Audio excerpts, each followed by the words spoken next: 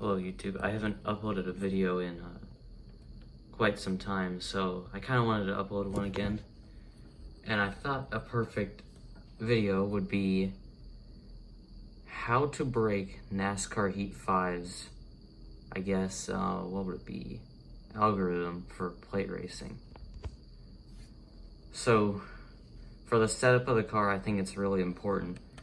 And I got this from Red4424, I think, or I might have changed a little bit, but I think the base is from him.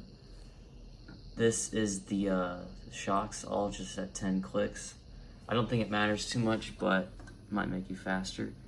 And then for the weights, I did as much left weight as I could, and as much front weight as I could, just to make it turn a little bit better. And then wedge is 50. I don't think that matters too much because it's Talladega. And then for ride height, I have 6 inches and 4 inches. I think the 6 inches maybe like helps with lift or something to make you go faster. But then the springs are 1,000 and 1,200, and then 200 and 600. Again, I don't think that matters too much, but it might. And this is super important. The tire settings need to all be at 60, so it just maximizes possible speed. And then over here for miscellaneous, well, I guess. I'm not gonna waste your time. Let's scroll through it slowly. And then the gears are that. Okay, and I have these all on clips, so. Now for the first race clip.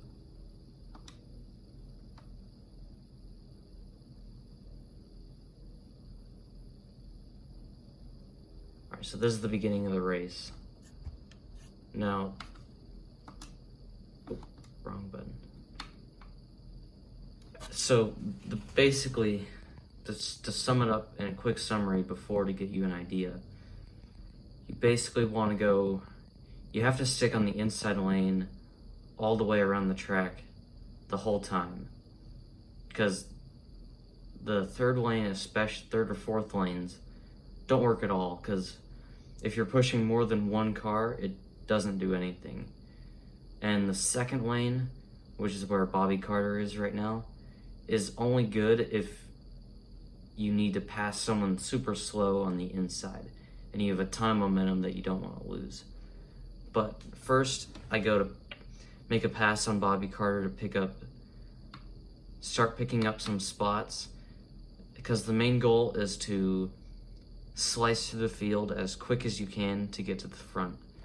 And I have it on 13 laps, but it could it could work well still with like 7 laps, and if you get really good at it, which it'll take a couple races to get used to it, but you can easily do it with 4 laps too. Now it might be a little harder at Daytona because of how thin it is, and you can barely go 3 wide and you can't go 4 wide. But here it's super easy because there's a ton of space. So I go for the move. Let me pause it there. So the best way to get by people on the inside without losing momentum is you have to dive right on the apron, just barely, by getting that left tire there, just barely below the yellow, kind of on that dark spot. And you want to barely get under the car like Kurt Busch here. I'm barely kind of there, and the AI usually gives it to you, and they kind of jolt up right out of the way, and you're able to hold a good amount of momentum and stay in the preferred lane. But here, like, I was able to get in the inside, but I kept bouncing on the inside there, and it didn't really work too great. And I lost a bunch of time, but it doesn't really matter because it's a decently long race. And also another quick note for the algorithm is that the AI cars do not start pushing you until you're about, I'd say, just a little bit down the racetrack. Because Bubba's in my rear view, but doesn't show that he's pushing quite yet. And then now I got the notification that he's pushing. And then you always want to have some guy behind you if you can. And that's why it's much easier in like a quick race what I'm doing. Because everybody's your friend and nobody's mad at you. And then here also, the only reason you'd ever go to this middle lane is if you have a bunch of momentum like I just had, and there's a gap there that I could go through maybe if it widens up, because Quinn doesn't have any help, and I had a lot of momentum, and the lane was open. You always want to keep your momentum if you can. Yeah. And then I went in between Matty D and Tyler Reddick. And then Truex kind of caught me up. I wanted to cut down there, but I couldn't. Then Truex blocks. And then I go right through there. And there's a little gap opening up where I'm able to draft off of Suarez. And this is a big part in the strategy, because when you're in the second lane, you always have to find out how to get down to the bottom lane. And you can see I barely cut Tyler Reddick off. So you always have to get speed and then cut down right in front, and sometimes you can even chop their nose off too, because it doesn't really matter, because with these kind of physics, it never punishes you, and it just sends them flipping if you make a wrong mistake. But yeah, so you gotta split them up like that, and then cut through. You just gotta make sure that you don't fall too far back when you go to that middle lane. But if you don't care about the yellow line rule or anything about semi-realism, you can really just run the apron the whole way, except in the turns, of course. But you can cheese this so easily if you want even more. But I kind of like racing a little bit. And then this is how to get a lot of passes. You have to stay as close to the pack as you can and get draft from cars ahead of you while also side drafting other cars. And you can see just picking up a ridiculous amount of spots. Cutting under Chris Buescher here works flawlessly. And then pulling up to McDowell doesn't even challenge. You can easily get right under there, make up another 2 or 3 spots. I can't tell how many people there are. And then that's the end for that clip. So that's what I'd call the beginning of the race, kind of getting yourself into the front of the field. Let's see. This should be a little bit later. Yeah. This might even overlap with the last one. Oh, it does. Skip forward a little bit.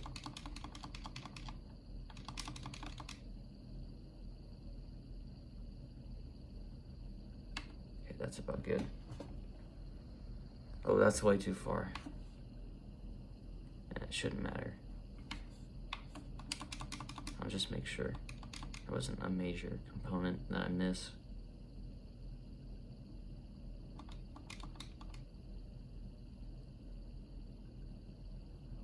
Okay, that's exactly where we were. So now going under Byron easily. Then for Reagan, chop the apron again with the momentum, get under him. Same with Boyer, that was close, but it worked. And then get the air off of Ross. I mean, you just gain so many spots. And the best part is that the setup is so good and so fast that you don't even need too much air. And then, here's a big part. So whenever there's a guy on the outside like Chase Elliott and there's a guy like Almirola, you always want to push Almirola, the guy on the inside, to the lead and let Chase Elliott fall back. And you don't want to help them out, because you want to go the choo-choo train mode and just go straight line with a bunch of cars so that nobody can pass you. And yeah. So now like this, once you get to where there's only one car in front of you, you want to push that car for a good while, like still on lap 3 of 13, and I'm already in the front. So there's a long ways to go, and 1 spot to gain. 1 spot in 10 laps would be super easy if I just did like 36 in 2.5. But yeah, so now it gets super easy. Chase Elliott's gonna fall back, 4 wide back there, but that won't matter. So now you just want to push whoever's in front of you, in this case Almirola, as fast as you can, and you always want to stay on the inside lane because it'll still be the fastest. And you can see I'm going 204 there. That's pretty good speed. And with this setup, it makes it so it's hard for other cars to be able to catch up to you and stand a chance. So just pushing Almirola. And on wheel, it might be a little easier to hold your lane because just it's easier. Like with this wheel, it's a little shaky, but it works. And then yeah, but the wheel's kind of trash in this game. So if you're gonna buy a wheel for this game, don't do it. But on to the next clip.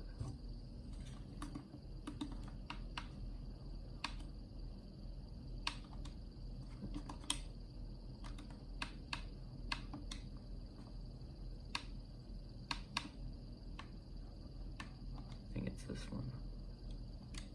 Okay. So I think I timed it a little bit off. I've gone up and I've passed Almirola now. And this actually is a little bit easier than it was before because my car is so fast now that it's faster to be in front. So now you want to ride this inside lane all the way around. All the way the way. English. But anyways, so Almirola tries to go high, but only go up and block if he's kind of the only one out there. You'll see he goes high here, tries to do something. Clint almost got under him. Usually the second place guy on the inside is able to come through and pass, and it just shuffles up the whole field. But he goes high again. There's nobody really coming, so I can slow him down. And when you cut in front of, there it shows now, Almirola is going backwards. But when you cut in front of somebody, when they're close enough, it slows them down a ton. And the closer you're able to get to their front bumper when you cut them off, the more it'll slow them down.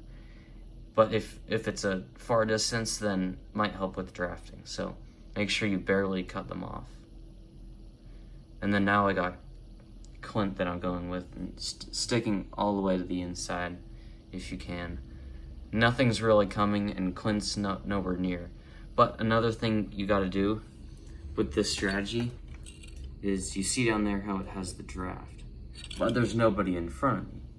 But that's because for some reason, I don't know how it works. They haven't shown it on like the Fox cutout car how it works, but somehow I'm able to get a draft off of Clint when he's behind me.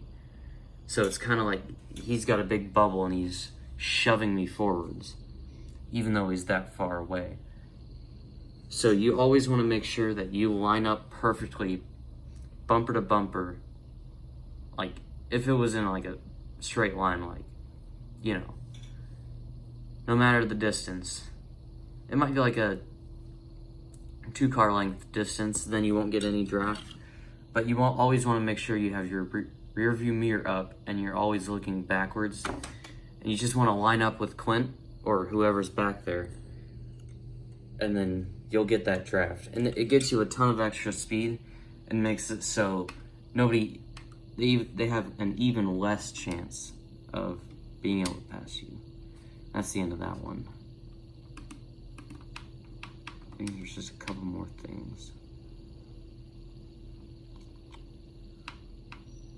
Let's see, I think I just did that one.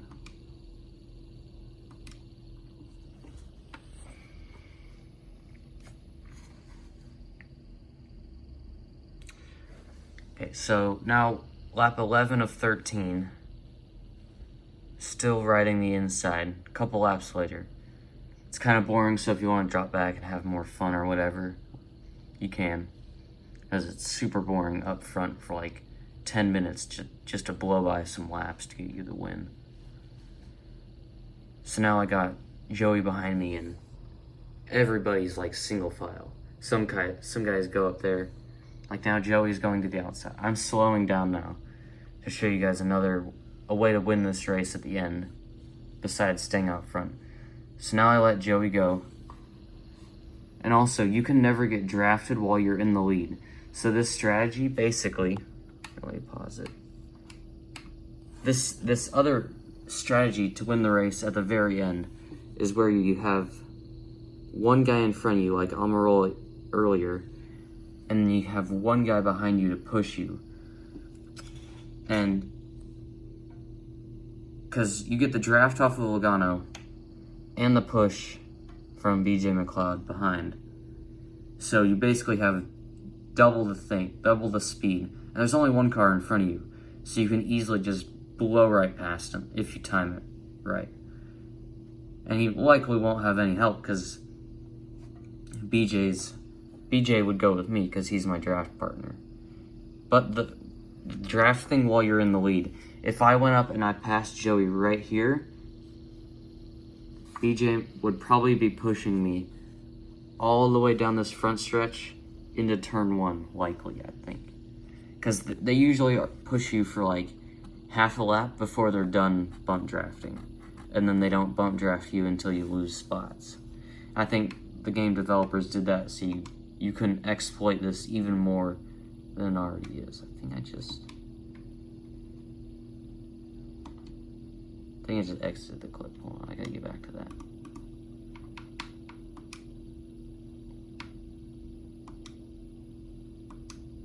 I think it's this one. Yeah.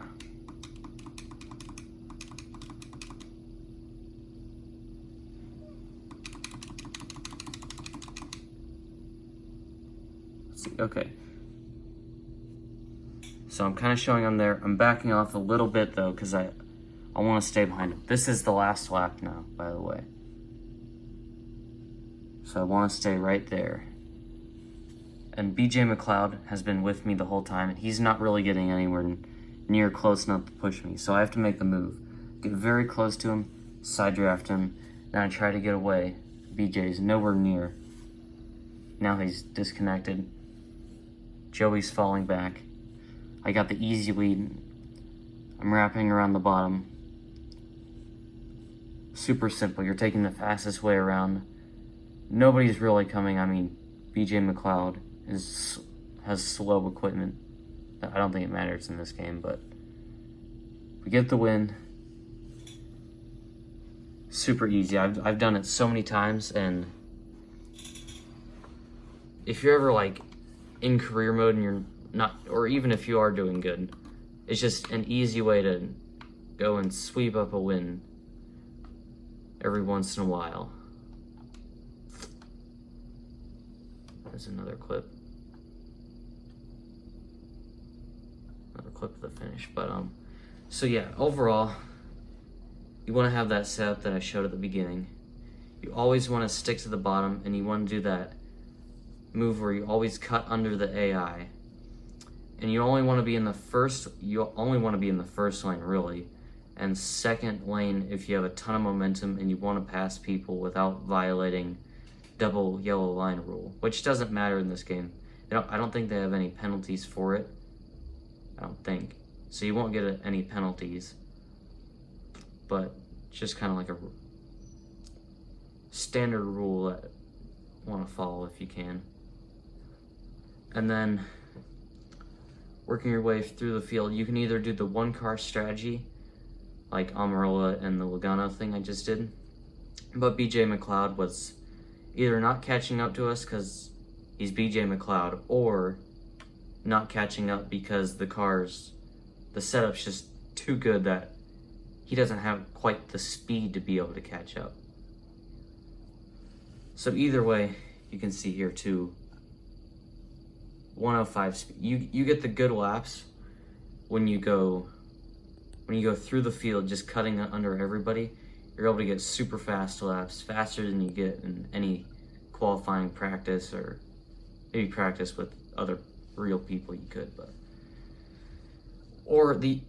now back to the methods. The other method too is the you're out front strategy, and you don't really ever block any runs that are coming, because even if they pull up to your outside, all their momentum is usually going to be lost pretty quick, and it won't matter.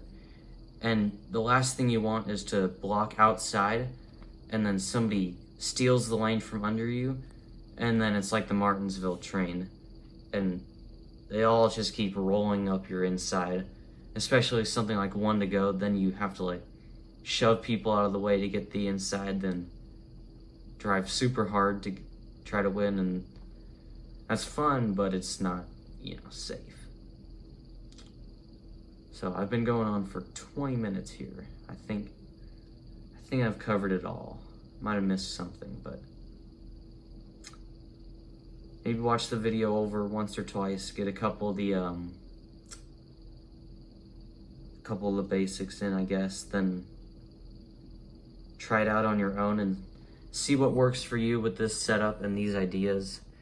And if you're able to get a strategy that works for you better, or something like that, then obviously use that. But this is what I've found to work best, and these guys were on 105 difficulty, by the way, and easily smoked them. There was no challenge throughout the race. You don't really have to focus after like lap 3, but makes it super easy. And if you have like a custom season with like 8 super speedways, that's basically free 8 wins there. But the hardest part of this challenge, or I guess not a challenge, is easy, but the race would be the last lap on the final stretch. If you're ever doing what I was doing, where you're getting pushed by BJ McLeod from behind, you wanna make that move on the inside of Logano entering turn 3, so then BJ McLeod would still be pushing you all the way around till about the tri-oval. Then he would stop, and then you're already too far out in front for anybody really to make a move. And that's the ideal scenario if you're doing the 1 car in front method. But I think that wraps it up. If I forget anything, I'll put it in the comments or make a whole new video. And I would really appreciate if you guys like the video at all, just to like or subscribe. I mean, yeah. And if you're new, I don't know if the people who are going to watch this are subscribed or just looking up NASCAR stuff. Comment if you're new. I want to see how many people are actually getting recommended my content, because I don't think YouTube analytics really shows that.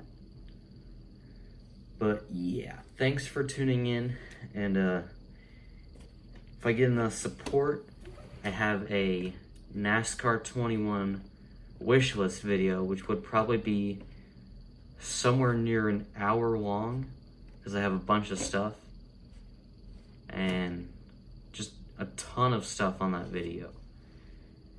And I also want to gain subscribers so I can do like community polls and stuff like that. That'd be cool.